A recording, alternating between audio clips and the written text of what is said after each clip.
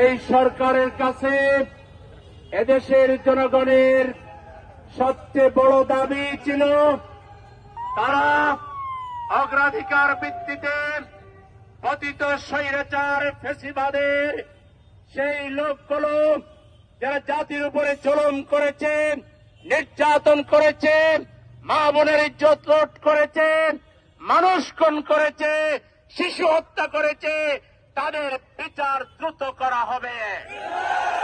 কিন্তু আমরা দেখতে পাচ্ছি বিচারের দীর্ঘসূত্রিতার কারণে ফ্যাসিবাদের ওই দোসররা বাংলাদেশে আবার তারা কর্মসূচি দেওয়ার সাহস করছে।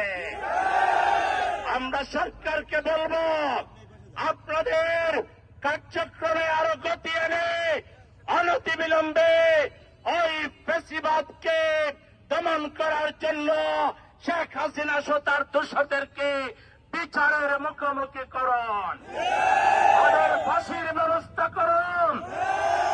তাদের দোসররা আবু সাইদ মুক্তির মঞ্চ ভেঙে দিয়েছে, তারা শহীদদের নামের তালিকা ছেড়ে ফেলেছে। এত বড় দুঃসাহস করেছে আমাদের দুর্বলতার সুযোগে। আমরা আগামী 48 ঘন্টার মধ্যে উত্তরা আবু সাইদ মুক্ত মঞ্চ যারা ভাঙচুর করেছে, তালিকা ছেড়েছে, তাদেরকে গ্রেপ্তার করে বিচারের মুখোমুখি করতে হবে। তাহলে বৃহত্তর কর্মসূচি দিয়ে আমরা ওই দালালদেরকে রুখে দাঁড়াবো। সংগ্রামী ভাইয়েরা, আমার দুঃখ লাগে, আমরা যারা ফ্যাসিবাদের বিরুদ্ধে সবচেয়ে বেশি জুলুমের শিকার, নির্যাতনের শিকার, সেই জামাতে ইসলামীর বিরুদ্ধে অনেকের নাম ধরে কথা বলছে। আমাদেরও বহু কিছু জানা আছে। আমাদের মুখ করলে আমরাও আপনাদেরকে বোঝাইয়ে দেব আপনাদের দুর্বলতাগুলো কোথায়। জামাতে ইসলামীকে হিট করে কথা বলবেন না। জামাতে ইসলামী এদেশের মানুষের প্রিয় কাফেলা না। জামাতে ইসলামী স্বৈরাচারের বিরুদ্ধে, আধিপত্যবাদের বিরুদ্ধে, জামাতে ইসলামী ফ্যাসিবাদের বিরুদ্ধে আপোষহীন কাফেলার নাম। যারা জামাতে ইসলামীর সাথে বিরুদ্ধে কথা বলবেন, ধরে নিতে হবে ফ্যাসিবাদের পাল্লায় আপনারা পড়েছেন।